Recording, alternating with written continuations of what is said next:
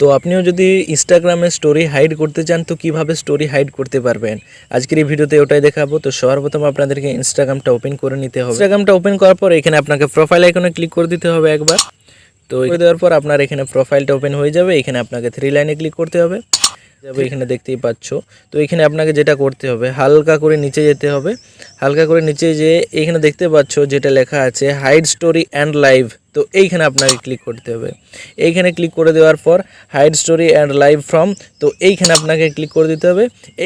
তো আপনি চাইলে সার্চ করতে পারেন। তো কিছুক্ষণ বাদে আপনার সামনে এরকম ফ্রেন্ডস সবাই চলে আসবে, আপনার ফলোয়ার্স যেটা আছে, সরি ফ্রেন্ডস বলা হলো।